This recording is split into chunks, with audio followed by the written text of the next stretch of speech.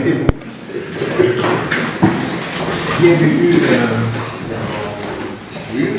Alors, je vais demander la délégation de la Banque mondiale.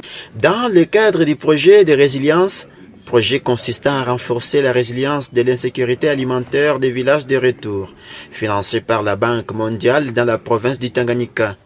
La FAO, partenaire privilégié du ministère de l'Agriculture, a accompagné les responsables de la Banque mondiale auprès du ministère sectoriel ce mercredi 4 septembre 2024 dans son cabinet de travail.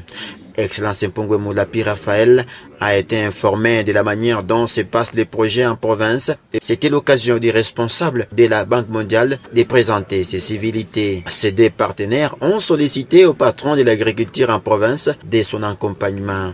Souci du développement de la province du Tanganyika, objectif majeur du gouverneur des provinces, l'honorable Christian Kitungwa Muteba, le ministre provincial de l'agriculture, de la pêche, du tourisme et du développement rural, Mpongwe Moulapi Raphaël, les a rassurés de son accompagnement.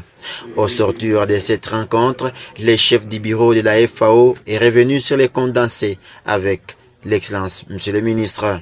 Oui, bon, de toute façon, comme vous le savez, le ministère de l'Agriculture et la FAO, c'est des partenaires privilégiés, hein. Donc on se voit très souvent ensemble.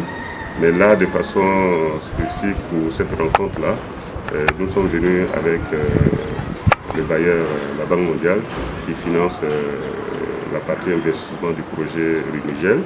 Donc, M. Patience est venu voir un peu comment ont débuté les activités au niveau du Tanganyika.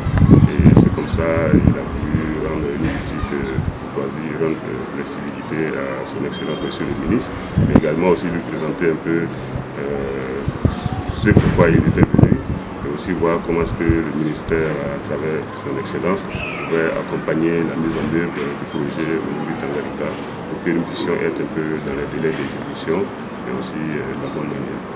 Alors c'est un projet de résilience qui consiste à mettre au niveau des populations, surtout dans les villages de retour, des activités de résilience, parmi lesquelles il y a tout ce qui est activité agricole, relance agricole avec des semences vivrières, des semences maraîchères, mais aussi mettre en œuvre ce qu'on appelle la caisse de résilience ou la FAO, faire des associations villageoises d'épargne de crédit pour permettre de mobiliser l'épargne, mais aussi la finance rurale, mais également aussi des clubs d'Imitra qui sont des structures communautaires qui favorisent la cohésion sociale entre les communautés, mais aussi qui développent d'autres thématiques telles que la nutrition et autres, mais surtout aussi à l'échelle école paysan, parce qu'on parle d'agriculture, il faut former les bénéficiaires pour qu'ils puissent éliminer des techniques pour augmenter leur production.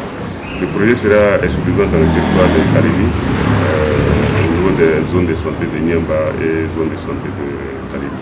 Notons que les ministres provinciaux de l'agriculture, de la pêche, du tourisme et du développement rural intensifient plusieurs rencontres avec les différents partenaires de ces ministères.